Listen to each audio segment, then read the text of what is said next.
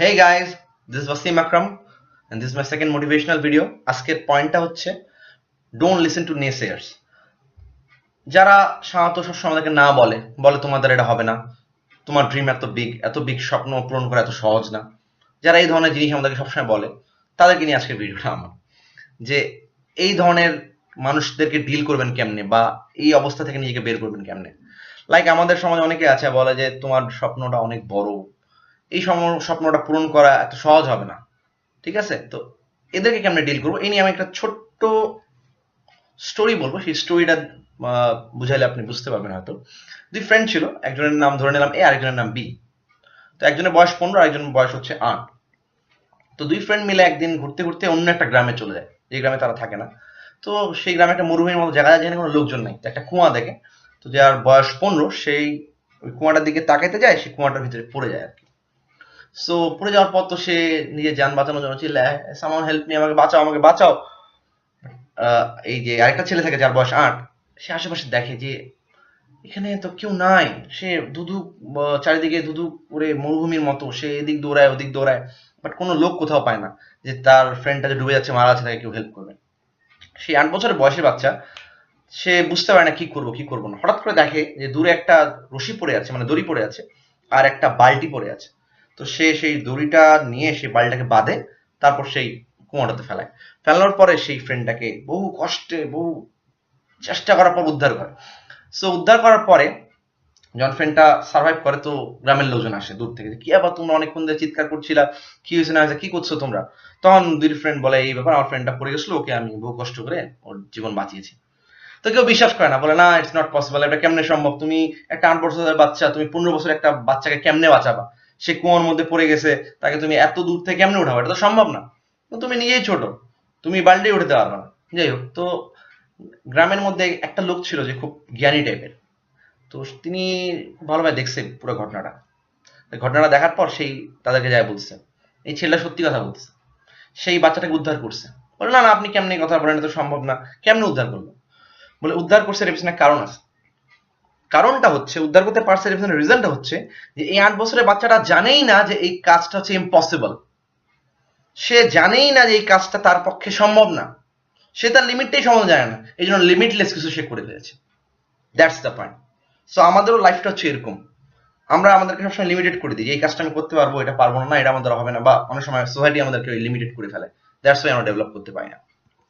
So next আরেকটা point হচ্ছে don't be realistic. এখন আমি বলতে পারি যে বাস্তববাদী হইও না। মানুষ বলে কেন বাস্তববাদী হবে না, কেন দুনিয়াতে বাস্তবে না হলে চলা যায়? হ্যাঁ, আমি বলছি বাস্তববাদী হইয়েন না। কেমনে? আপনি যদি মার্কনি স্টোরি দেখেন, মার্কনি ছিল এমন একজন লোক যে রেডিও ওয়েভস আবিষ্কার করেছিল, আপনারা সবাই জানেন হয়তো। মার্কনি যখন তার এই প্রিন্সিপাল নিয়ে তার একটা ফ্রেন্ডের সাথে কথা বলে, দোস্ত আমি একটা বুদ্ধি বের করেছি, যার যে প্রিন্সিপালের মাধ্যমে একখান থেকে আরেকখানে উইদাউট ওয়্যার, উইদাউট তার ডাটা ট্রান্সফার করা যাবে বা রেডিও পাঠানো যাবে। বাট কাকে তো কেউ তো তাকে বিশ্বাস করেনি। তার ফ্রেন্ডটা তাকে একটা সাইকাটিস্টকে নিয়ে গেছে, নিয়ে যায় বলে যে দেখেন আমার ফ্রেন্ডটা মানসিকভাবে একটু অসুস্থ মনে হয়, এই বিষয়ে। বাট মার্কনিকে আটকে রাখতে পারেনি। মার্কনি ঠিকই ওয়্যার ছাড়া, তার ছাড়া রেডিও ওয়েভ বাইর করছে। ঠিক আছে, সো সে তার লিমিট থেকে বের হয়ে কাজ করছে। আরেকজনের নাম বলি, এর নাম হচ্ছে মার্ক ইংলিশ। এর নামটা অনেকে জানেন না হয়তো।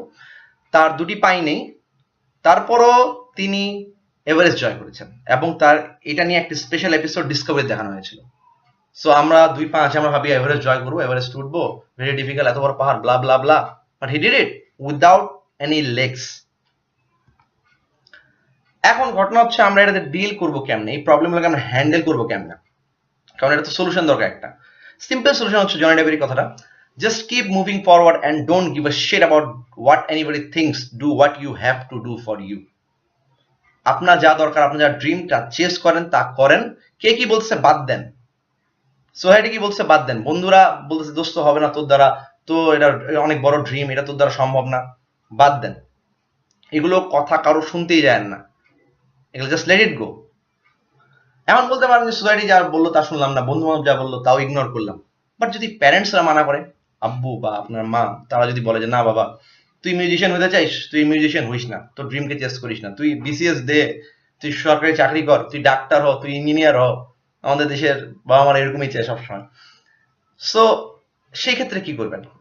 This is my point of view, আপনাদের ভালো লাগতেও পারে নাও লাগতে পারে, এটা আমার পয়েন্ট অফ ভিউ। তখন আপনার বাবা মাকে আপনি বুঝাবেন যে বাবা বা মা, দ্য থিং ইজ আমার স্বপ্ন হচ্ছে এইটা, আমি এটাতে ভালো করতে পারবো, আমাকে তুমি পারমিশন দেয় এই কাজটা করার জন্য।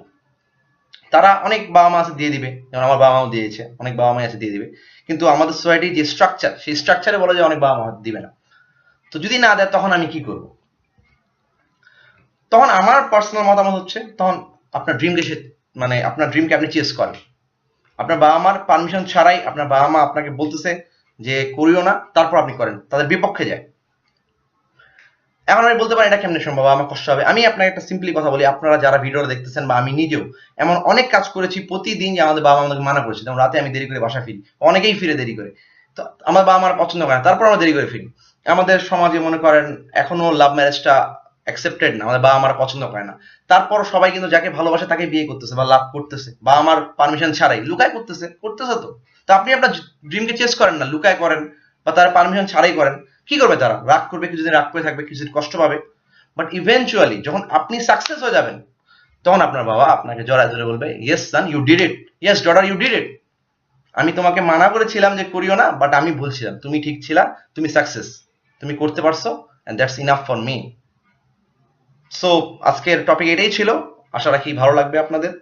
সো যদি ভালো লাগে লাইক করবেন, কমেন্ট করবেন, শেয়ার করবেন, ফিডব্যাক থাকলে দিবেন। Stay positive, stay motivated.